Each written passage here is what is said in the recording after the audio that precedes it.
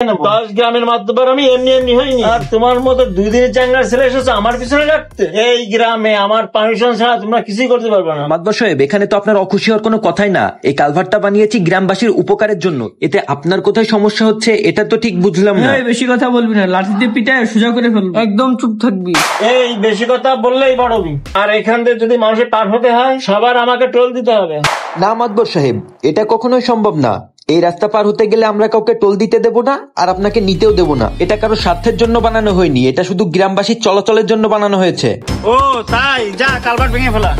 এই সর সামনে থেকে। আরে ভাই, এই শোনেন, এখন চুরমার করে ফেলবো।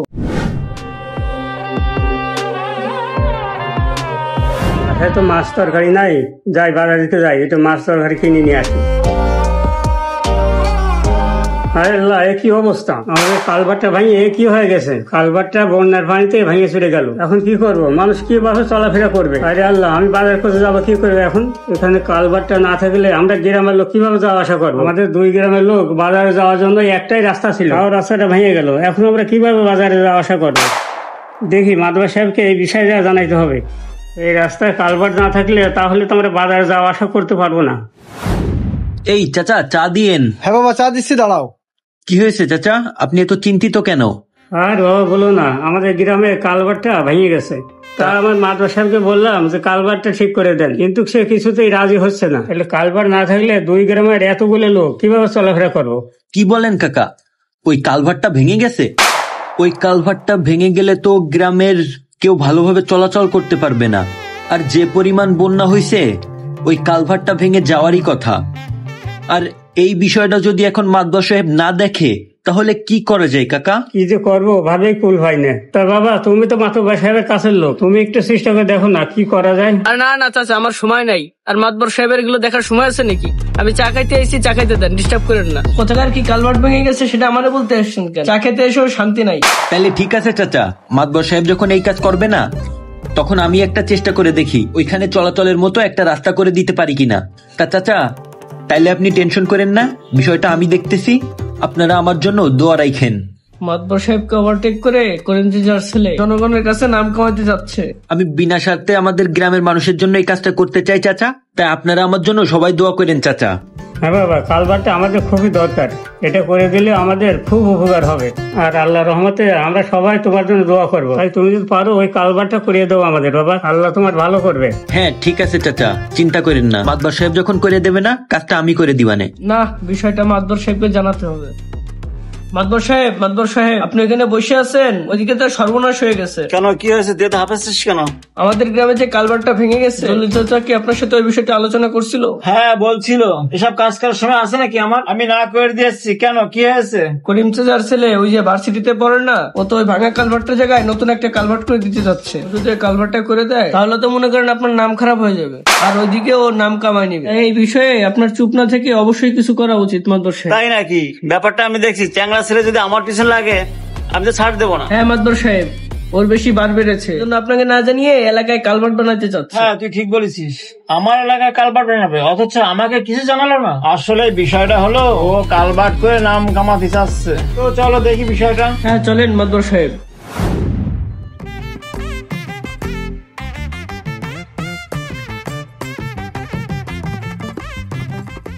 তো চাচা, এই দেখেন, আমি এই রাস্তাটা নিজ উদ্যোগে বানিয়েছি শুধুমাত্র গ্রামবাসীর একটু যাতায়াতের জন্য। তো কেমন হয়েছে চাচা এই কালভার্টটা? হ্যাঁ বাবা, কালভার্টটা খুব সুন্দর হয়েছে।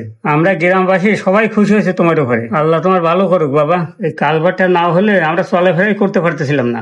হ্যাঁ চাচা, আসেন, উপরে আসেন, আস্তে আস্তে আসেন চাচা।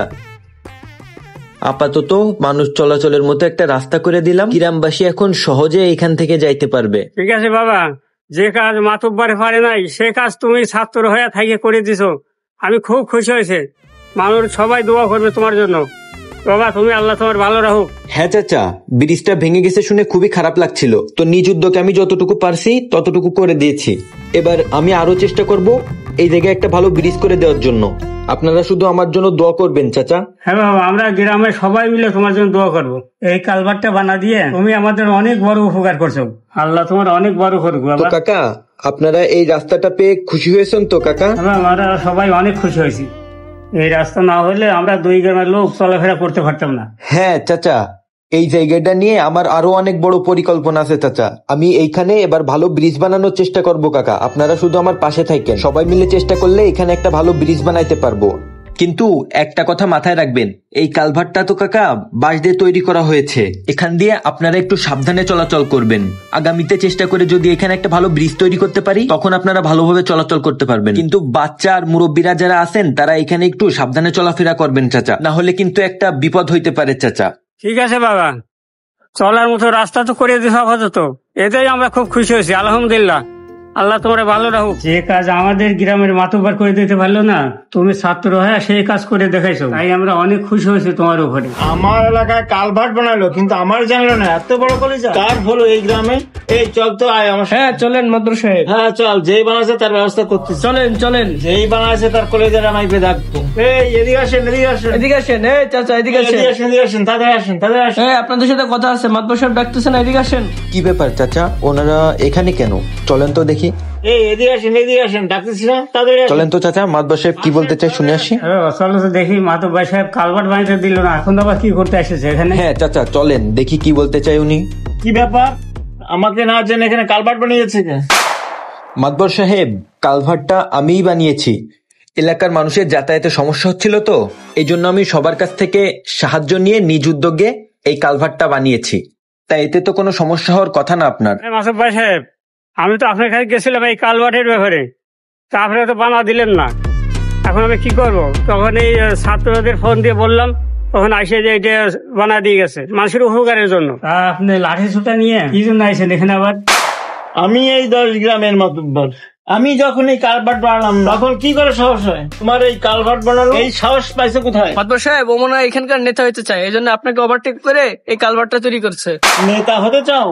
লাঠি দেখেছো? লাঠিতে পিঠে হাড্ডি করে ভেঙে ফেলে দেবো একেবারে। আমার এলাকা আমাকে না বলে কালভার্ট বানানো? তোমার এত সাহস হলো কোথা থেকে, এটা আমিও দেখে নেবো। 10 গ্রামের মাতব্বর আমি এমনি এমনি হইনি। আর তোমার মতো 2 দিনের চাঙ্গার ছেলে এসেছে আমার পিছনে রাখতে। এই গ্রামে আমার পারমিশন ছাড়া তোমরা কিছুই করতে পারবে না। মাতবর সাহেব, এখানে তো আপনার অখুশি হওয়ার কোনো কথাই না। এই কালভার্টটা বানিয়েছি গ্রামবাসীর উপকারের জন্য, এতে আপনার কোথায় সমস্যা হচ্ছে এটা তো ঠিক বুঝলাম না। এই বেশি কথা বলবি না, লাঠি দিয়ে পিটায় সোজা করে ফেলবো, একদম চুপ থাকবি। এই বেশি কথা বললেই বাড়বি।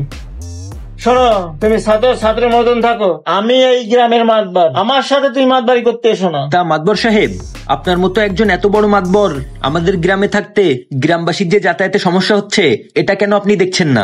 আর যেখানে আমি একটা সাধারণ ছাত্র হয়ে এই কালভার্টটা করে দিলাম তখনই আপনার সমস্যা হচ্ছে কেন? এটা তো ঠিক না।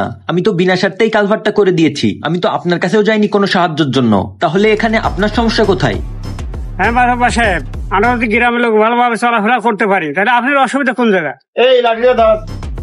কালভার্ট বানিয়েছো ভালো হয়েছে, কিন্তু সবাইকে বলবে এই কালভার্ট মাতবার বানিয়েছে। আর এখান থেকে যদি মানুষের পার হতে হয় সবার আমাকে টোল দিতে হবে, তা না হলে কিন্তু সবার খবর আছে। মাতবর সাহেব, এই কালভার্টটা বানানো হয়েছে টোল দেওয়ার জন্য না তো, এটা গ্রামবাসীর চলাচলের জন্য বানানো হয়েছে। এটাতে আপনাকে কেন টোল দিতে হবে? আর এই রাস্তাটা যে আমরা বানিয়েছি এটা লোকজন সবাই জানে, তাহলে আপনি এখন এইসব কথা বলতে আসছেন কেন? আমি যেটা বলেছি ওটাই, এটা শুনবা কিনা সেটা বলো। না মাতবর সাহেব, এটা কখনোই সম্ভব না। এই রাস্তা পার হতে গেলে আমরা কাউকে টোল দিতে দেব না, আর আপনাকে নিতেও দেব না। এটা কারো স্বার্থের জন্য বানানো হয়নি, এটা শুধু গ্রামবাসীর চলাচলের জন্য বানানো হয়েছে। ও তাই, যা কালভার্ট ভেঙে ফেলা। এই সর সামনে থেকে। আরে ভাই, এই শোনেন, এখন চুরমার করে ফেলবো। ঠিক এমনই ভাবে আমাদের সমাজেও এমন কিছু মানুষ আছে যারা নিজেদের স্বার্থ সিদ্ধি হাসিল করার জন্য, যারা এই সমাজের জন্য কিছু ভালো কাজ করতে চায় বা ভালো কাজ করে, এমন লোককে তারা দমিয়ে দিতে চায়। কিন্তু দিন শেষে তাদেরকে এটা মাথায় রাখতে হবে যে আমরা যদি ভালো মানুষের ভালো কাজে বাধা প্রদান করি তাহলে আমরা নিজেরাই নিজেদের অনেক বড় ক্ষতি করে ফেলি। তাই সময় থাকতেই সমাজের এমন সব ভালো মানুষদেরকে মূল্যায়ন করুন এবং নিজেদের মনের ভিতরে আসা পৈশাচিক চিন্তা ভাবনাকে পরিবর্তন করুন।